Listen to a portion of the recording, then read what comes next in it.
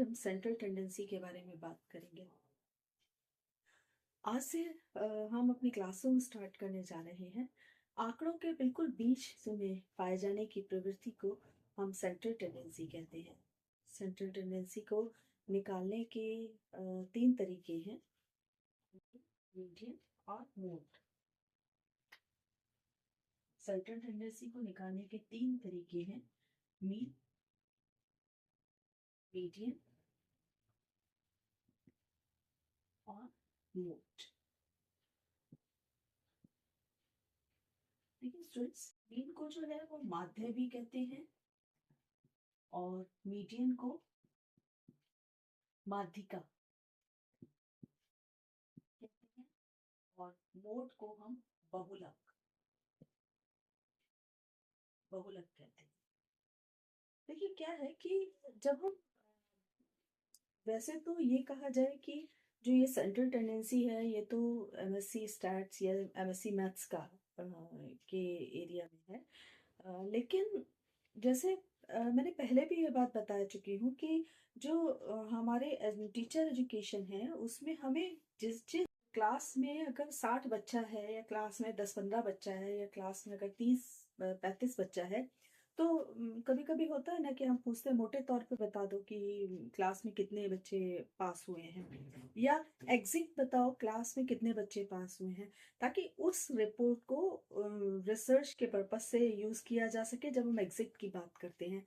और जब हम ये कहते हैं मोटे मोटे तौर पे बता दो कितने बच्चे पास हुए, तो हम एक अनुमान ले रहे होते हैं कि हमारे कितने बच्चे पास हो गए और कितने बच्चे हमारे रह गए, है ना। तो ये जो हमारा ये मोटे तौर पे अनुमान लगाना है ये सेंट्रल टेंडेंसी कहलाती है। सेंट्रल टेंडेंसी को हम तीन तरीके से निकाल सकते हैं, मीन, मीडियन और मोड। मोड मोटे तौर पे समझाना, यानी बहुत जल्दी जब हमें रिजल्ट्स की जरूरत पड़ती है तो हम मोड का यूज करते हैं। मीडियन जब हमें अपेक्षाकृत थोड़ा टाइम मिले या बहुत जल्दी ना हो, लेकिन फिर भी हमें थोड़ा मीन की कंपैरेटिवली हमें जल्दी रिजल्ट्स देने हो, तो हम मादे का यूज करते हैं। और बिल्कुल यानी बिल्कुल बीच में पाया जाने वाला जो डेटा है वो हमारा मीडियन कहलाता है। दोनों पार्ट्स जो हैं वो हमारे, दोनों जो सिरे हैं वो हमारे खुले रहते हैं, यानी ओपन रहते हैं। फिर मीन है जो सबसे प्योर वैल्यू देता है। थोड़ा टाइम लगता है इसको निकालने में, कैलकुलेशन करने में, बट ये प्योर वैल्यू देता है। तो ये तीनों तरीके एक प्यूपल टीचर को या एक टीचर एजुकेटर्स को जानने बहुत जरूरी है। अब सबसे पहले हम बात करते हैं कि इन तीनों को निकालते कैसे हैं। इन तीनों को हम दो तरीके से निकालते हैं, या तो जब हमारा डाटा ग्रुप में हो और जब हमारा डाटा नॉन, तरीके से हम निकालते हैं। अब नॉन ग्रुप कौन सा है? नॉन ग्रुप वो ग्रुप है जैसे क्लास में बहुत कम बच्चे हैं, मान लीजिए 15 बच्चे हैं, 30 बच्चे हैं, बहुत आसानी से उनको बिना ग्रुप में बनाए हुए बहुत आराम से इसकी कैलकुलेशन कर सकते हैं। हम मेन की भी कैलकुलेशन कर सकते हैं, हम मीडियन की भी कर सकते हैं और हम मोड की कैलकुलेशन भी कर सकते हैं। लेकिन अगर हमारे क्लास में, नॉर्मली क्लास में 30-35 बच्चा नहीं होता, नॉर्मली क्लास में 60, 150, 100 ऐसे इस तरीके से बच्चा होता है, या जब हमें ओवरऑल रिजल्ट निकालना होता है, जैसे हमें कहें बरेली क्षेत्र के सारे स्टूडेंट्स, तो जाहिर सी बात है 1000-2000 बच्चा तो होगा ही, या इससे ज्यादा भी बच्चा हो सकता है, तब हम उसको ग्रुप में कन्वर्ट करते हैं। अब सबसे पहले सीखेंगे कि नॉन ग्रुप्स को हम ग्रुप में कैसे कन्वर्ट। सो सेंट्रल टेंडेंसी को निकालें इससे पहले हम टैली मार्किंग निकालना सीखते हैं। टैली मार्किंग निकालना क्यों जरूरी है? जैसा मैंने आपको पहले भी बताया कि जब हम हमारे पास कोई डाटा हमें ग्रुप में नहीं दिया हुआ होता है, जनरली हमें दिया होता है, बट हम जब हम प्रैक्टिकली, जब हम क्लासरूम में जाते हैं, जब हम प्रैक्टिकली बात करते हैं, यहाँ तो आपको दिया हुआ होगा। प्रैक्टिकल लाइफ में जब आपको डाटा ग्रुप में नहीं दिया होगा, आपको डाटा दिया होगा, जैसे 300 बच्चों का डाटा दे दिया, डेटा दे दिया और कहा कि इसको जो है वो इसका मीन निकालो या मीडियन निकालो या सेंट्रल टेंडेंसी निकालो, तो आपको नॉन ग्रुप से ग्रुप में उसको चेंज करना पड़ेगा। अब नॉन ग्रुप से ग्रुप में चेंज करने के लिए आपको टैली मार्किंग करनी पड़ेगी। या मैं टैली मार्किंग आपको करना सिखा रही हूँ, और इसके लिए मैंने एक सैंपल लिया है कि क्लास में, सपोज क्लास में 50 बच्चे हैं, इन 50 बच्चों के जो मार्क्स हैं वो 50 में से इतने मार्क्स आए हैं। ठीक है। तो अब आप देखिए टैली मार्किंग इसमें कैसे लगता है। सबसे पहले तो हम रेंज देख लेते हैं। जनरली रेंज हम नॉर्मली, वैसे तो इसका भी एक फॉर्मूला है, बट जनरली हम जो रेंज है वो या तो 10 के बीच का लेते हैं, जैसे 0 से 10 हो गया, 10 से 20 हो गया, ये देख लेते हैं कि कितना डिफरेंस है इनके बीच में।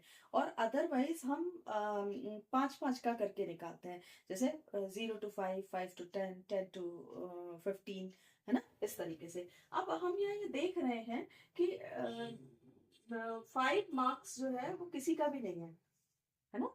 तो देखिए यहाँ कहीं भी नहीं है 5 मार्क्स, है ना, 7 है सबसे छोटा। तो क्यों ना हम 0 to 10 लेके चलें, तो हमारा बहुत जल्दी टैली मार्किंग हो जाएगी। तो हमने लिया, ये खींचा, और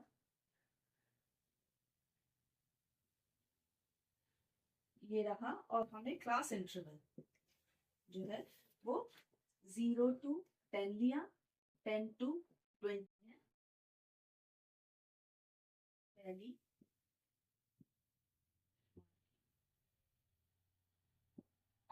इसकी आपको समझ में ये सारी चीजें आ रही होंगी। सबसे पहले जिस जिस का हम करते जाते हैं उसका टिक लगाते जाते हैं। ये तो मैं 50 दे रही हूँ, ऐसा भी हो सकता है कि 200 का वो मिल जाए कि क्लास में टोटल बच्चे जो आप पढ़ाते हो वो 200 हो और उसमें से निकालना पड़ जाए। तो देखिए किस तरीके से लेते हैं। 45 है, 45 जो है वो हमारा इसके बीच में आएगा, तो हमने ये लगा दिया 30, और इस पर टिक लगाते जाइए ताकि याद रहे। 30, 30 हमारा ये आएगा, इसमें भी टिक लगा दीजिए। 34 भी इसके अंदर आएगा, 32 भी इसके अंदर आएगा, 31 भी इसके अंदर आएगा, और 30 हमारा ये। चार के बाद एक जो पांचवा होता है वो इस तरीके से बना देते हैं, 5-5 के गट्ठर होते हैं, 5-5 का समूह होता है, तो हम 5 का इस तरीके से लगा देते हैं। फिर इसके बाद 25, 25 इस तरीके से आएगा।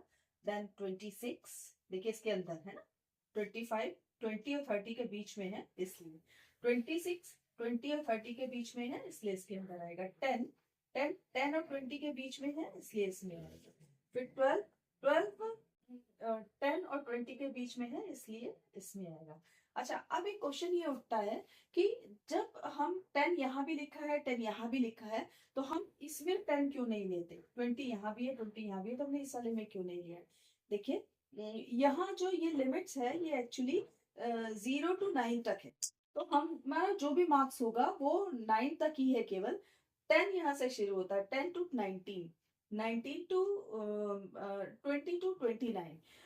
तीन तरीके की सीरीज है, इंक्लूसिव सीरीज, एक्सक्लूसिव सीरीज और लिमिट सीरीज, जिसकी चर्चा हम दूसरे वीडियो में करेंगे। फिलहाल ये समझ लीजिए कि आपका यहाँ केवल 9 तक आ सकता है। 10 और 20 में 19 तक आ सकता है, 20 to 30 में 29 आ सकता है, 30 to 40 में 39 आ सकता है, 40 to 50 में 49 आ सकता है। अब अगर हम इस तरीके से टैली करते चले जाएं, तो आप देखिए 27, देखिए टैली मार्किंग हम लगाना शुरू करते हैं। तो जैसे 45 है ना, तो 45 इसके बीच में आएगा। 30, देखिए 30 दो जगह है, यहाँ है या यहाँ है। तो आप ये समझ लो कि सीरीज तीन तरीके की है इंक्लूसिव, जिसको डिस्कशन हम किसी और क्लास में लेंगे, किसी और अपनी वीडियो में लूंगी। इंक्लूसिव, एक्सक्लूसिव और लिमिट। तो अब ये 0 से 10 का मतलब ये समझ लीजिए कि 0 to 9 है, and then 10 to 19, फिर 20 to 29। तो अगर हम इसमें 30 की बात करें तो 30 इधर आएगा क्योंकि ये 29 तक है, ठीक है। फिर 34, 34 इधर है, देन 32 इधर, 31 भी इधर है, और 30 भी इधर, then 25, फिर 26, एंड देन 10 और 12, 10 और 12। अब इस पे मार्किंग लगा दीजिए ताकि याद रहे कि हमने ये किया है। तो इस तरीके से सारी टैली मार्किंग कर लीजिए। इसे टैली मार्किंग हो गई, अब हम इसको काउंट करना शुरू करते हैं। अच्छा, 4 के बाद पांचवा जो लाइन बनती है वो इस तरीके से बनती है, यानी बंडल बना देते हैं 5-5 का। फिर इसके बाद कट लगा देते हैं ताकि याद रहे, यानी 5-5 का एक बंडल बना हुआ है ना। 4 का ये है, 5 और 5 10, 15 और एक 16, 16 ये हो गए। Again 5 and 5 10 and 2 12। and then 5, 10 and 12. Then again 5, 1 and 1, 6. सो ये टोटल हमारा आप काउंट करके देख लो, टोटल 50 बच्चों का आएगा। देखो 50 के मार्क्स का हमारे पास आएगा। और इस टैली मार्किंग से हमें बहुत सारी बातें पता चल रही है। देखो फ्रीक्वेंसी आती है, जितनी आई मीन इस ग्रुप में जितने ज्यादा मार्क्स आए हैं उसको बारंबारता हिंदी में या फ्रीक्वेंसी कहते हैं, उसे एफ से डिनोट करते हैं। तो कभी कभी जब हमें सेंट्रल टेंडेंसी निकालनी होती है तो ये हिस्सा हमारा हटा दिया जाता है क्वेश्चन पेपर में जो आता है। केवल ये क्लास इंटरवल दिया जाता है, फ्रीक्वेंसी दी जाती है और कुछ नहीं दिया जाता है। लेकिन कभी कभी जो नॉर्मल हमारा जो एक्चुअल हमारा प्रैक्टिकल काम है, जब हम क्लासेस में जाते हैं तब हमें इस तरह से टेली मार्किंग करके बच्चों के मार्क्स का निकालना पड़ता है। तो तब हमें ये इस तरीके से क्वेश्चनेटिव फॉर्म में निकालना पड़ता है। तो ये हमारा एक तरीके से क्वेश्चन हो गया। अब हम इसके आगे सॉल्व करते हैं, लेकिन उससे पहले देखिए टैली मार्किंग भी बहुत कुछ कहता है। टैली मार्किंग ये कहता है क्लास में 50 बच्चे हैं और उन बच्चों के मार्क्स इस तरीके से हैं, तो जो भी टीचर उनको पढ़ा रहा है वो बहुत अच्छा एवरेज स्तर पे, बहुत अच्छा तो नहीं कहेंगे, एवरेज स्तर पर पढ़ा रहा है, क्योंकि मैक्सिमम बच्चों के मार्क्स जो है वो 30 और 40 के बीच में है। मतलब अगर मैं इसको कैटेगराइज करूं तो वेरी गुड तो नहीं कहूंगी, बट हाँ गुड की श्रेणी में वो आता है। ठीक है। और बहुत कम बच्चा फेल तो एक भी नहीं है, नहीं फेल तो है 10 और 20 के बीच में, फेल भी हैं बच्चे तो ज्यादा ही है फेल का अनुपात भी। तो इस क्लास में अगर ये बच्चे के किसी टीचर के मार्क्स इस तरीके से, उसके बच्चे क्लास के स्टूडेंट्स के मार्क्स इस तरीके के आ रहे हैं, तो उस क्लास के टीचर को ध्यान देने की जरूरत है। अब आगे चलते हैं सेंट्रल टेंडेंसी कैसे निकाली जाती है।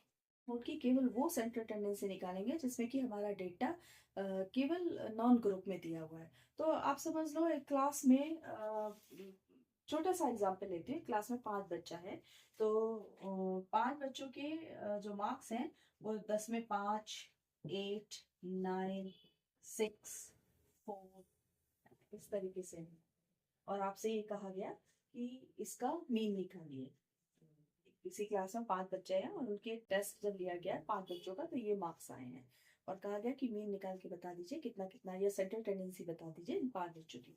अब आपने क्या करना है कि इसका मीन जो है वो बिल्कुल सिंपल तरीके से निकलेगा। टोटल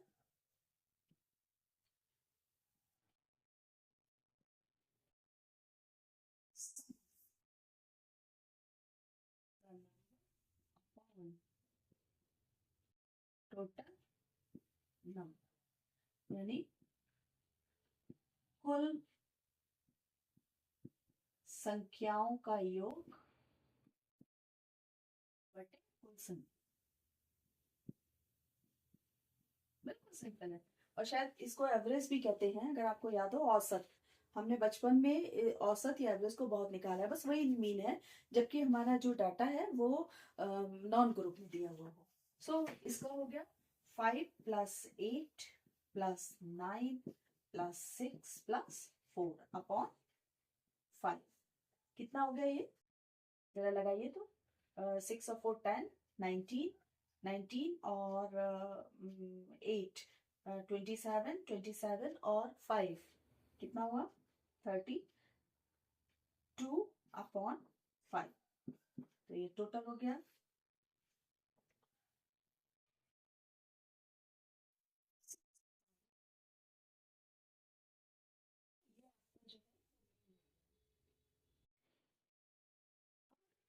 कहूँ कि इसमें इसकी मीडियन के थ्रू इसका सेंट्रल टेंडेंसी निकालिए तो बहुत आसान है। मीडियन कहते हैं कि अगर किसी जो हमारे डेटा दिया हुआ है उसको असेंडिंग ऑर्डर, असेंडिंग ऑर्डर मतलब चढ़ते हुए क्रम में, या डिसेंडिंग ऑर्डर यानी सीढ़ियां उतरते क्रम में। तो यदि डेटा हमारा असेंडिंग और डिसेंडिंग, असेंडिंग या डिसेंडिंग ऑर्डर में है, तो बिल्कुल बीच में पढ़ने वाली जो टर्म है वो मीडियन कहलाती है। सीधी सी बात है, ये हमारा हैफाजर्ड है। हम इसको असेंडिंग में लिख देते हैं या डिसेंडिंग में लिख सकते देते हैं। मैंने असेंडिंग में लिखा तो कितना आ गया ये 4, 5, 6, 8 एंड 9। ठीक है।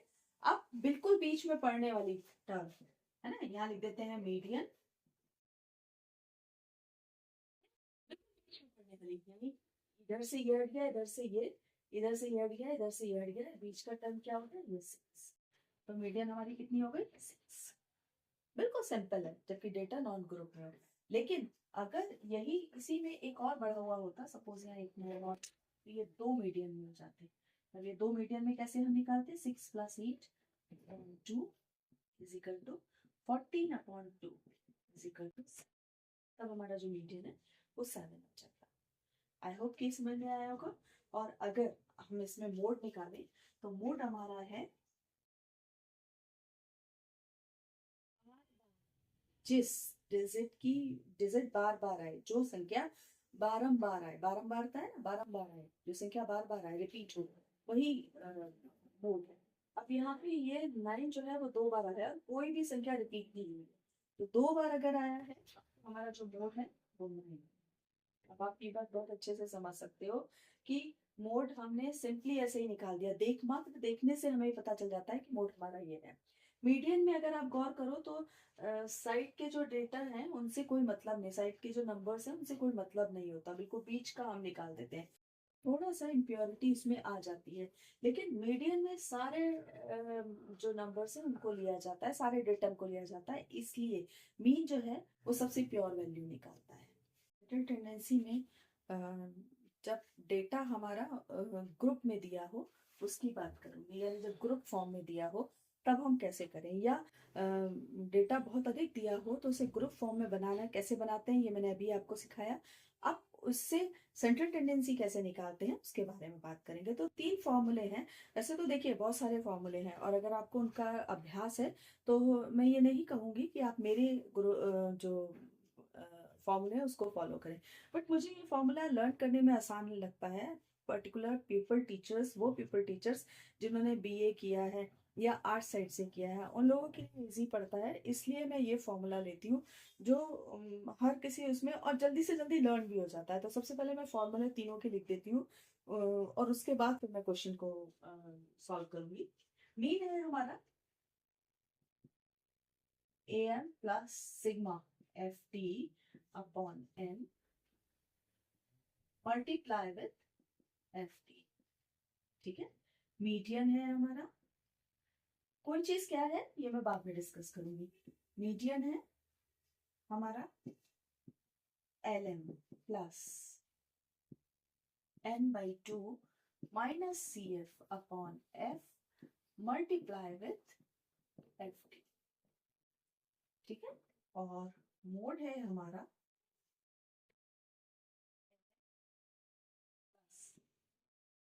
Delta 1 upon delta 1 plus delta 2 multiply with C, sorry F T नहीं है ये सी आई है,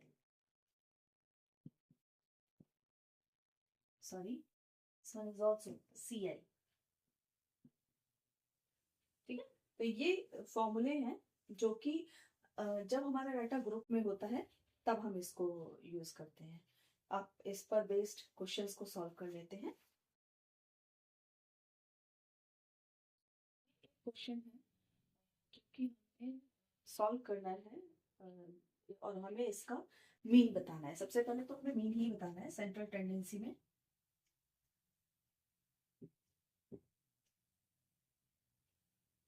इसी तरह के क्वेश्चंस आएंगे आपके जो एग्जामिनेशन में है। आपको क्लास इंटरवल दिया है, फ्रीक्वेंसी दी है और आपको मीन निकालना है। तो सबसे पहले आप फॉर्मूले पे जाइए। हमारा जो फॉर्मूला है वो है कि mean is equal to A N plus sigma F D upon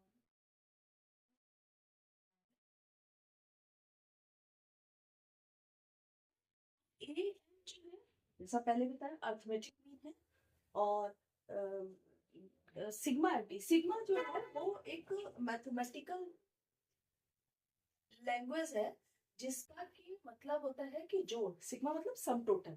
तो sigma F D frequency into यहाँ पे जो हम डी एज्यूम मानेंगे, एज्यूमिंग, और ये हमारा क्लास इंटरवल हो गया सी आई, ये क्लास इंटरवल हो गया सी आई, और ये हो गया टोटल नंबर ऑफ स्टूडेंट्स या टोटल नंबर ऑफ डेटा।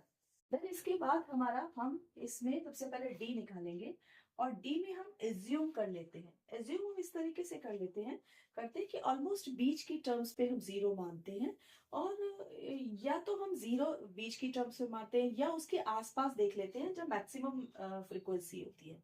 ऐसा हम इसलिए करते हैं ताकि हमारी कैलकुलेशन इजी हो जाए। तो जब हम डी को मानते हैं, सपोज आप किसी को भी मान लीजिए, रिजल्ट एक ही आएगा।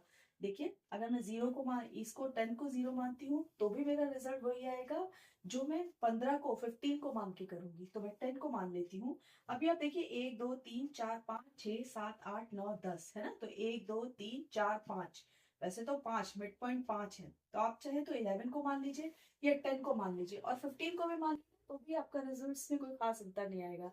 एक बात और है, स्टैट्स और मैथ्स में ये डिफरेंट में, स्टैट में 0.5 का जो डिफरेंस है वो मायने नहीं रखता। तो हम जब इसको मानेंगे, सपोज हम इसको मान ले रहे हैं, ठीक है, तो ऊपर के जितने भी +1 +2 +3 +4, ये -1 -2 -3 -4 एंड -5, ऐसा तब है +1 +2 जबकि हमारा जो क्लास इंटरवल है वो असेंडिंग ऑर्डर्स में हो। देखिए, जनरली जो स्टूडेंट्स हैं वो ये गलती करते हैं, क्लास इंटरवल को देखे बिना +1 +2 +3 ऊपर और नीचे -1 -2 -3 कर देते हैं। ऐसा कतई नहीं करना है आपको।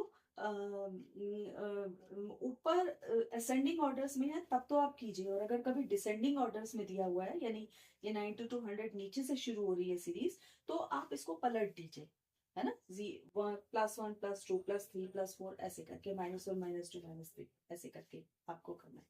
देन इसके बाद हम एफ डी करेंगे। एफ डी का मतलब है कि हम एफ की डी से गुणा करेंगे। अब ये देखिए, 15 की 4 से करेंगे तो 60 आएगा, 12 की 3 से करेंगे 36, इसका 30, इसका 10, इसका 0, इसका -10, इसका -16, इसका -18, इसका -24, इसका -35। अब साइंस के बच्चे तो बहुत अच्छे से इसको कर सकते हैं, बट मैं चूंकि मैं दोनों ही सब्जेक्ट्स के बच्चों को ये पढ़ा रही हूँ, इसलिए जो बहुत सिंपल वे में हम चलेंगे। हम क्या करेंगे कि प्लस की ढेरी अलग बना लेंगे, माइनस की ढेरी अलग बना लेंगे। जरा बनाइए तो, प्लस की ढेरी 6 और 36, and then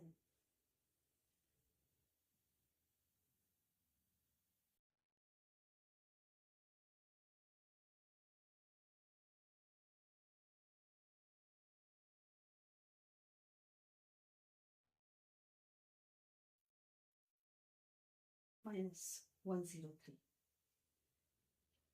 अच्छा, 9 9 8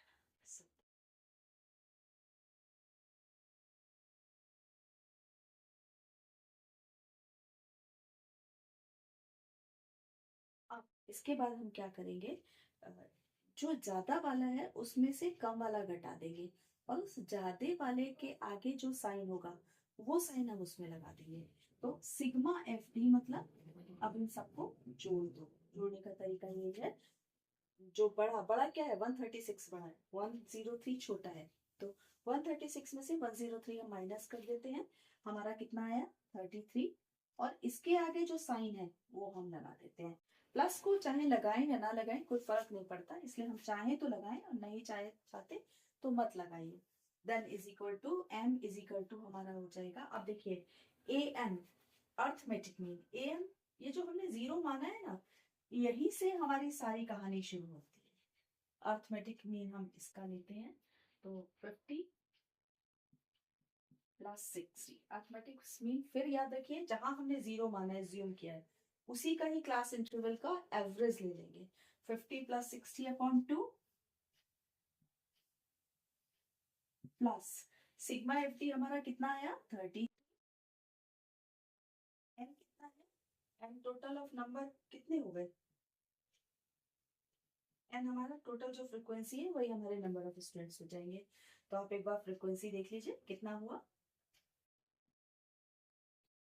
जब हम इसको काउंट करेंगे फ्रिक्वेंसी को, तो हमारा टोटल नंबर ऑफ जो स्टूडेंट है वो 100 आ रहे हैं, तो ये 100 स्टूडेंट्स हो गए।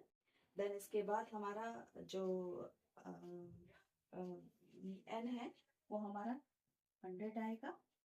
और इसकी क्लास इंटरवल, देखिए क्लास इंटरवल में भी बहुत सारे बच्चे जो है वो गड़बड़ करते हैं।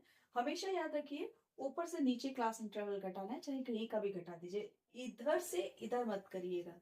मतलब राइट से लेफ्ट लेकर मत चलिएगा, दाएं से बाएं लेकर मत चलिएगा, हमेशा गलती हो जाएगी। क्योंकि 3 तरीके की, मैं फिर बता रही हूँ, सीरीज 3 तरीके की है। एक्सक्लूसिव, इंक्लूसिव, लिमिट, वो बाद में प्रॉब्लम क्रिएट करेगी। तो ऊपर से लेकर नीचे कहीं भी घटा लीजिए, 90 में से 80 घटा लीजिए, 80 में से 70 घटा लीजिए। ऐसा मैं आपसे इसलिए बोल रही हूँ कि जनरली स्टूडेंट्स इस चीज की को गलत करते हैं। सो 80 में से 70 किसी में से भी घटा लीजिए, 10 आएगा। हमने ये 10 लिख दिया, ठीक है। अब इसको सॉल्व कर दीजिए। ये हमारा आ गया 55, ये हो गया हमारा 3.3। सो ये हमारा जो आंसर है वो हो गया 58.3। यानी आप ये समझो कि जो मीन है वो हमारा 58.3 के करीब बैठ रहा है। यानी ऐसे बच्चे जो जो जो मैक्सिमम जो बच्चे हैं उनके मार्क्स इसके आसपास बैठ रहे हैं। सो ये हमारा मीन हो गया। इस तरीके से ये हमारा आंसर निकला। तो बच्चों, ये हमारा मीन का आंसर हो गया। आज के लिए इतना ही। अगर मीन निकालना, मीन किस तरह से निकालते हैं, पेपर टीचर्स को पसंद आया हो तो लाइक कीजिए, मेरा चैनल सब्सक्राइब कीजिए और एक प्यारा सा कमेंट्स लिखिए। और हाँ, अगर आप लाइव सेशन भी चाहते हैं तो कमेंट्स में लिंक डालिए। Thank you.